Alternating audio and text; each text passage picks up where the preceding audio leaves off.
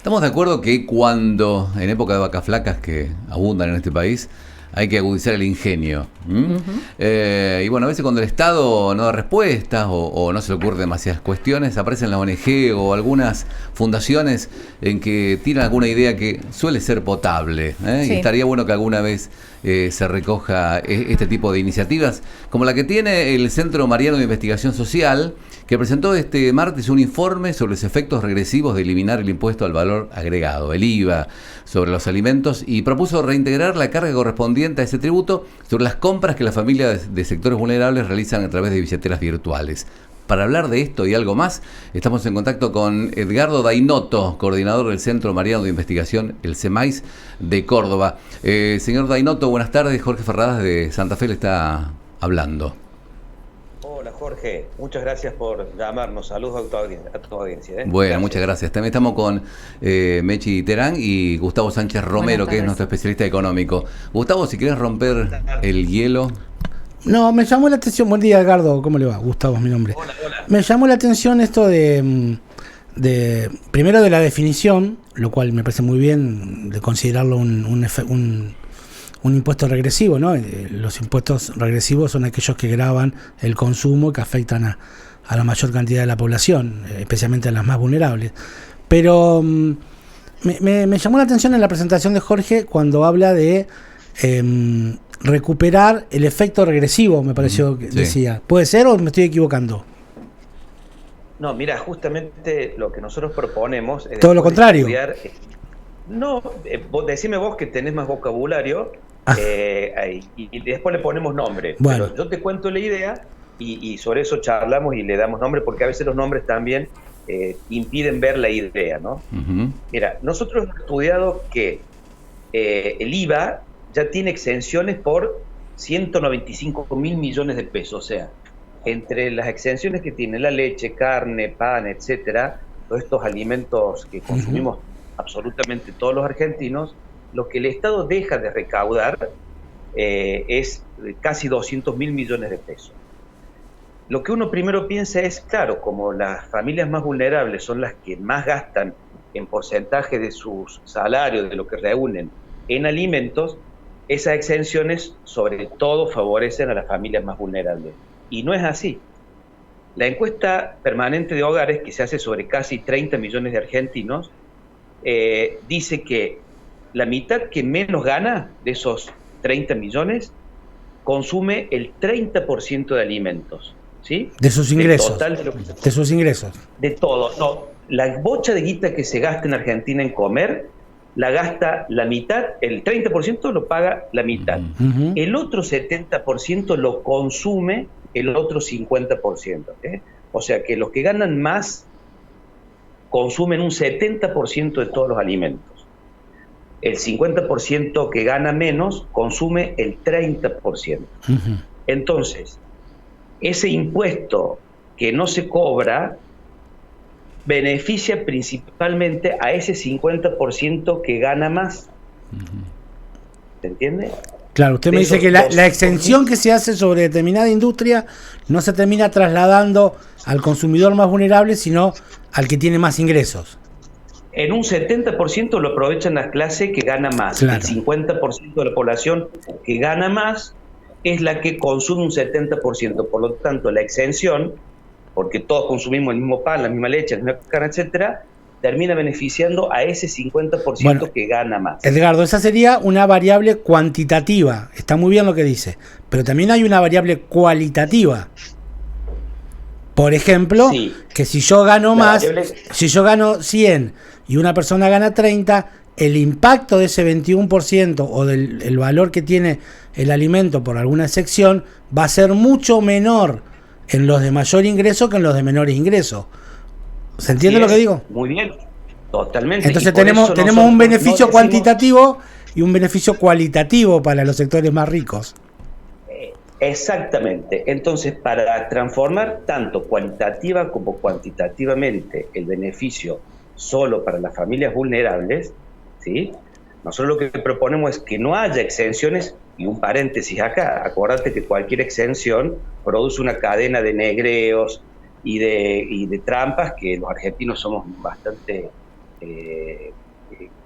bichos para poder hacerlos. Sí, sí. Entonces, en vez de eximir productos, lo que nosotros decimos es, todo el mundo paga, pero las familias vulnerables, con dos condiciones: que tengan la tarjeta alimentar y estén cruzados los datos con la asignación universal por hijo, se les reintegra ese 21% sobre alimentos que compren. Perfecto. ¿Sí? Subsidiar la demanda y no la oferta. Exactamente, amigo, exactamente.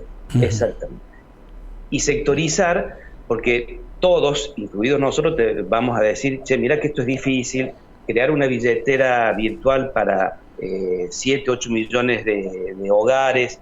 Mira, todo es posible, hermano, todo es posible. La AFIP tiene desarrollos tecnológicos muy importantes por los cuales controlan el tema de dólar, cruzan datos con Cinti por esto, por aquello. Productores, empresarios privados han desarrollado desde la Argentina con una tecnología de punta billeteras virtuales que tienen éxito y que se usan desde el sector más humilde de cualquier provincia argentina hasta Puerto Madero. Entonces, la forma de lograr que haya una tarjeta de débito a la cual se pueda reintegrar los gastos en alimentos es posible. Bueno, aquí en Santa Fe hay un caso muy similar, que no es directamente igual, pero que tiene que ver con que con una billetera los consumidores vinculados al banco, que es el agente financiero de la provincia, obtienen un 30% de descuento y funciona muy bien el sistema. El Estado termina subsidiando, bueno, pasan en muchos casos, digo.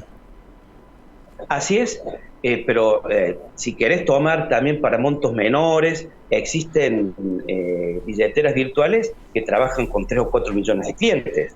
Claro, ¿no? sí.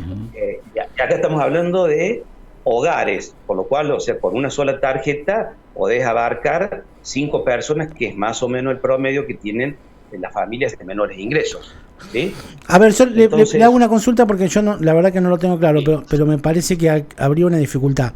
Supongamos un sector, no sé, fabricante de fideos, que por algún motivo tiene una excepción y paga 10,5%, es decir, paga la mitad.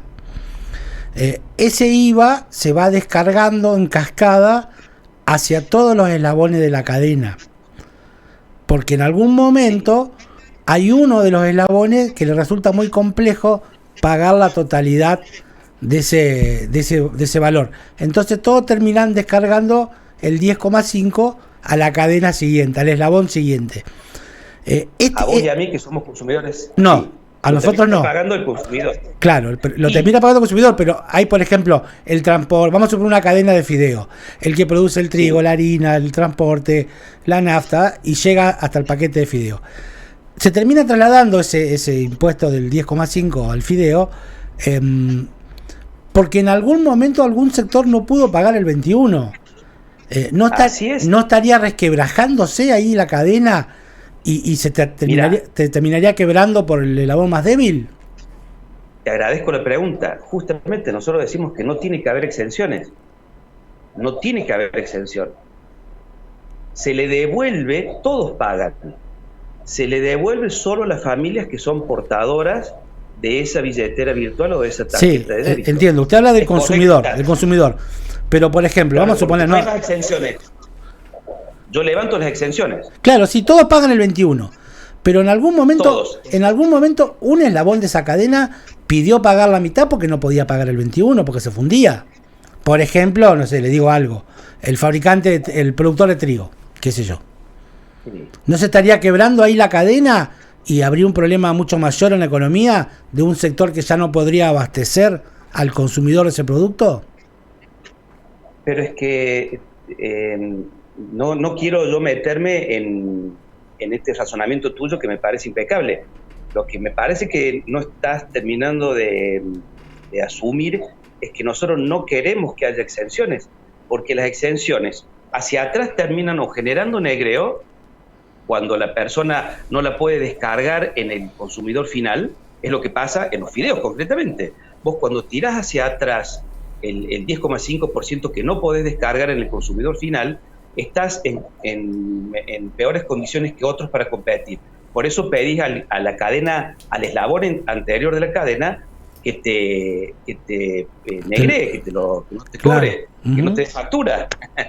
Porque justamente lo que produce cuando vos no tenés un sistema que sea totalmente equitativo es que quien accede a un tipo de compra, por ejemplo, con descuentos por el volumen, logra un precio que el que compra para el barrio tal o cual no lo tiene. Entonces, prefiere pagar en negro. Claro. Que uno de los sectores más negreados, el sector de la harina y el trigo, es terrible. Y la ley ¿y la carne? ¿Y la carne? Sí, yo la no carne, sé, sí, allá sí. como están ustedes. Sí, los famosos valijeros a la orden del día.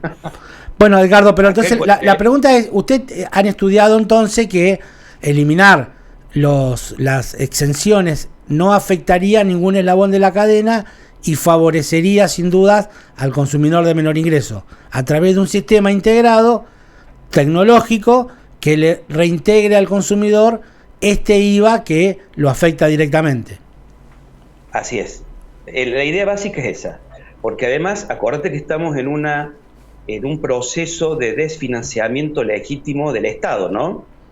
Y tu pregunta me da pie para recordar, yo no sé cómo están en Santa Fe ustedes, pero en Córdoba tenemos 410 municipios, ¿sí? O sea, la provincia de Córdoba tiene 410 municipios, que todas cobran lo que acá llamamos comercio e industria, ¿no es cierto? Un pequeño impuesto, una tasa municipal. Una tasa, más ingresos brutos, que es provincial, que ambos, la tasa municipal e ingresos brutos, graban el mismo acto de compra-venta de alimentos. Sí. Y trabaja sobre la misma base imponible. Absolutamente. Y recae todo sobre el mismo consumidor final. Claro. Porque todos descargan sobre el que compra el paquete de fideo. Entonces, esta propuesta que primero estuvimos hablando con vos, va acompañada de una unificación, ¿sí?, de lo que son estos tres impuestos, tasa, ingresos brutos e IVA, y que es absolutamente viable porque, por ejemplo, el IVA de todos estos tres es el único que viene discriminado, ¿no es cierto? Vos tenés discriminado en los 100 pesos que pagás de pan, los 80 y pico de pesos de valor producto, respecto del IVA final. Bueno, Edgardo, hasta aquí lo técnico estamos de acuerdo, usted me dice que no va a haber ningún problema, firmamos. ¿Y lo político? Claro. Lo político, ¿sabes qué? Que nos atiendan a vos y a mí en la mesa del hambre. Ajá. Claro, viste, o sea, para la foto estamos todos, pero sentémonos a hablar sobre algo así. ¿Habló con algún legislador? ¿Habló con los intendentes? No nos dan mucho bolillo todavía. Estamos haciendo camino, pero me estoy riendo de nosotros los argentinos, ¿no? No me río de nadie en particular, porque justamente yo puedo entender que entendemos nosotros que la función pública es ardua, loco, no es para cualquiera, y realmente llega un momento en que a veces no tenés cabeza para pensar, para innovar, para crear. Escuchen al resto, convoquen a quienes tienen algo para decir. ¿Me explico? Bueno, por ejemplo, información. Ahí usted te aseguro, te aseguro que no hay cruces efectivos entre asignación universal por hijo y tarjeta alimentar, loco, no puede ser. O sea, no se sabe, no hay un listado, un padrón único de beneficiarios. Entonces, tenés gente que como no cobra la tarjeta alimentar, no la tiene, tampoco cobra la asignación universal por hijo y viceversa. Cuando vos con un solo padrón podrías abarcar universos familiares que necesitan asistencia y sectorizar el ingreso que llegue al bolsillo del consumidor y que no haya tantos intermediarios. Bueno, hay una mala noticia para usted ahí en Córdoba, que tienen quizá el principal estudio de investigaciones en temas impositivos y fiscales, que es el IALAF, cuyo coordinador es Nadine Argañarás, que fue el que logró medir que Argentina tiene 175 impuestos, y hace años que viene militando esta lucha y nunca le han dado bola, así que prepárese para una larga caminata. Pero es una caminata que queremos hacer con el sector público. Me explico, nosotros Sí, sí, sí. lo que queremos es discutir. Está muy bien la foto, loco, está muy bien que lloremos cuando nos preguntan nuestros abuelos, pero hablemos, ¿viste? Veamos, que alguien venga y discuta esto y tenga una idea mejor, Seguro. sería el día más feliz de nuestra vida. Seguro. Bueno, Dainoto, espero por lo menos lo escuchen para que pueda plantear este interesante proyecto. Desde ya le agradecemos el contacto con la radio y bueno, en cualquier momento nos vamos a comunicar, a lo mejor cuando este avance y tenga eco en algún... Ojalá que tengan mucha suerte, Claro. la verdad que es una medida muy racional, muy de sentido común la de ustedes, Sí. sobre todo porque el país necesita hoy optimizar los recursos, distribuir de manera eficiente y cobrar mejores impuestos, no cobrar más sino cobrar mejor. Y la verdad que estamos en otra sintonía, ¿eh? Le mandamos un abrazo grande. A ustedes con el agradecimiento de haber escuchado muy linda música también, ¿eh? Muy linda música. Muy amable, gracias. Gracias. Edgardo Dainoto, coordinador del Centro Mariano de Investigación, CEMAIS de Córdoba. Hablando de este proyecto, interesante proyecto, por Muy bien. cierto.